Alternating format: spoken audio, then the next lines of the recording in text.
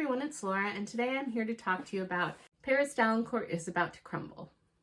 So I was excited about this book when I first picked it up because it's by Alexis Hall. I read a few of their books and I tend to enjoy them. It's a gay romance. I'm all for it. And it takes place where the setting is a baking show. And I am a sucker. I love to bake. It's one of my hobbies. And that's one of the reasons why working from home kind of sucks, because I used to love baking stuff and taking it into the office and leaving it in the break room. And now whatever I bake is just here. And so I love watching the Great British Bake Off. I like some of the different spring baking championship on Food Network and stuff like that. And so seeing something taking place in one of those, I was sold. So this book, unfortunately, was a big disappointment for me because you follow Paris Daillencourt. It's in his perspective. You're in his mind. And I did listen to this in audiobook format for most of it and did tandem read when I had the opportunity. But the only reason I believe I got through the book was because I was partaking in the audiobook as well. And when it did bother me, I did crank up the speed a bit more. So Paris, he is a very socially awkward guy and he has undiagnosed anxiety and he just thinks that he's unlikable. He doesn't realize that he has a mental health issue. So he has just kind of been socially outcast and more socially, even he's socially reclusive because he kind of outcasts himself and reinforces ideas by isolating himself. He has a roommate and she is basically his only friend, and it seems like it's basically through sheer force of will on her part that anything happens where they're friends, because goodness knows Paris doesn't seem to really do much to try and keep or maintain the relationship. But they're living in Paris's parents' apartment in the UK. I'm not sure, I believe it's in London, and both his parents are famous. His mother is a famous model and his father, forget what exactly he is, if he's a designer or if he's something, they have to do with the fashion world. Is he a photographer? I don't know. So they're well off and he's reaped the benefits of having very wealthy parents, even though he's not really self-aware enough about his privilege in some situations. And he seems to mean well, but he tries to pull the like, well, I'm not rich, my parents are rich, but then he'll still drop a buttload of money on situations or items that just prove how much he hasn't had to think about money. But he has a roommate, Morag, and he likes baking. So Morag comes up with this idea to try and submit him for this television show, Bake Expectations. And Paris is surprised when he kind of gets called back and he ends up cast on the show. And so it's very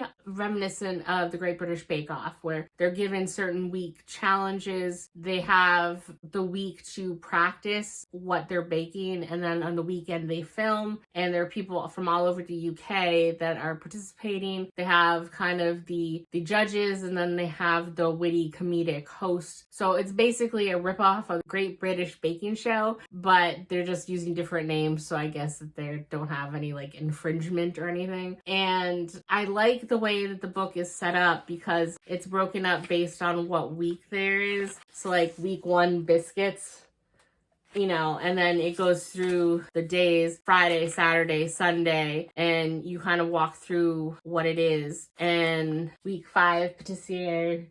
And you do see quite a bit of what is happening with the taping of the show, as well as Paris outside of the show. And another contestant on the show is Tariq. And Tariq starts flirting with Paris from day one. And Paris is very flustered and doesn't understand why this very clearly out, beautiful gay man is flirting with him, because he doesn't feel like he's anything special or anything worthy. Even though Tariq says that that Paris is very handsome and attractive in a weird, nerdy type of way, because he seems to be, Paris's style is kind of like, I picture he's the khaki chinos, buttoned up shirt, buttoned up all the way to the very top with like a cashmere sweater over it type person. Like that's his look, and Paris basically drowns in all his clothes. So Tariq is more of a fashionista. He goes for more edgy styles and pulls them off. He has bright glittery nail polish on, and he's just very loud in his fashion sense. And so he doesn't understand why someone who is so cheerful and exuberant and extroverted and seems to have such a vibe about him, why he would focus on Paris of all people. So he tries his best to make it work, but his anxiety is kind of coming to a head between the romance and the stress of the TV show. And I don't have anxiety, but I have been known to have anxious thoughts and to overthink things and maybe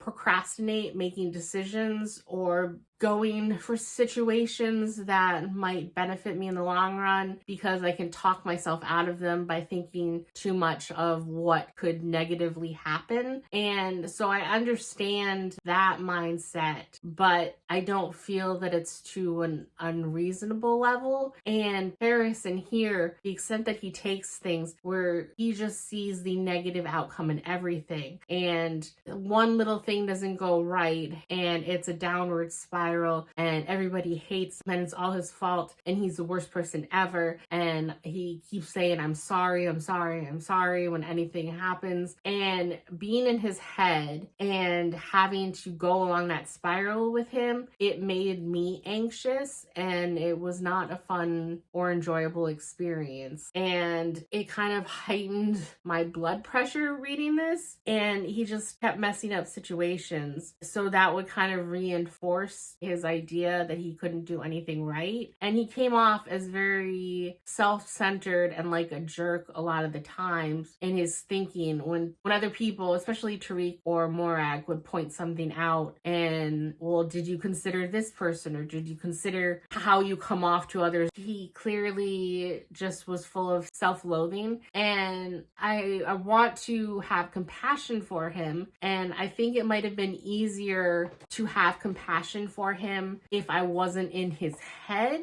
but just being drowned out by that. If that is how it truly is for someone with anxiety, I'm so sorry that you have to deal with those thoughts. That it really puts into perspective how not bad my anxiety ever is compared to that. And I can't imagine people having that level of spiraling thoughts and being unmedicated and untreated, and how they can function day to day as an actual human being. I have the utmost respect for anyone that's able to pull that off. And so while I think that representation is important and I want mental health conditions, anxiety, depression, I can't come up with all of them off the top of my head, but while I want them represented compassionately in books, I don't know how to have a main character if it's more maybe in like a third person voice instead of just being in his head so much and so entrenched. I don't know, but I would like to find a review from someone that has anxiety disorder and see what their thoughts on if this made them feel seen or understood, or if it was overwhelming for them, because I could think some of these situations might be triggering and bring back bad memories of past panic attacks or spirals that they might have had, and I don't know if it might be too realistic on that front or what. So I will have to try and see if I can find any review from someone that might relate to Paris and see what they say, because I don't want to be insensitive, but since I don't have anxiety disorder, I obviously can only relate as myself to Paris, and it was overwhelming for me as it was written. So the reason basically that I didn't DNF is because of the environment with the baking show. I wanted to see what happened. Some of the other characters, they're very unusual, and I do like the kind of comedic host that is on the show. And then Tariq, I loved Tariq. This is a romance, but it is a very soft, sweet, safe romance because Tariq, he's out and proud, but he is also a Muslim character that practices his faith and doesn't believe in any sort of physical relations before marriage. So the most that they do is kiss. And I loved Tariq, and I liked his ambition. I appreciated him giving Paris a shot, and I appreciate when he basically was just honest with Paris and calling Paris out on his bullshit sometimes. And so I wanted to see what became of Tariq throughout the novel. And then, of course, I did want to see some sort of arc with Paris. I did want to see him, like I said, at the beginning of the book, he's undiagnosed. He doesn't really think he has anything, where he very clearly does. I wanted to see someone sit him down and say, like, hey, get checked out, maybe take some medication, go to therapy. You know, I wanted to see progress with him and see how his life could improve with the right support system. So that's kind of the three main reasons that were driving me to finish the book. And that arc for Paris came, but it almost kind of came too late for me, just because it went for so long with him just being fully in denial and fully anxious. So I don't know if I would have had different feelings about this book if he were to get diagnosed earlier and there was less of the spirals and panicking and negative thoughts and self-hate. If that was only like the first quarter of the book, and then you slowly see the change as he gets therapy or something. I don't know. But it was a very tail end of the book type thing. So I don't know. I really wanted to like this book and want to appreciate representation with Tariq and with the anxiety, and I wanted to enjoy my fun gay baking romance book, and I'm just sad that it did not live up to what I hoped it would be. So ultimately I ended up giving this a 2.5, and I will be unhauling it, and I'm still going to give other Alexis Hall books a shot, and I think this was just more of a fluke for me, and I do hope that there is an audience out there that does get something for this, and maybe if people do have anxiety disorder, this will make them feel seen and represented, and I hope that happens, but it was just personally too much for me. That's all for this video, and I will see you in the next one. Bye!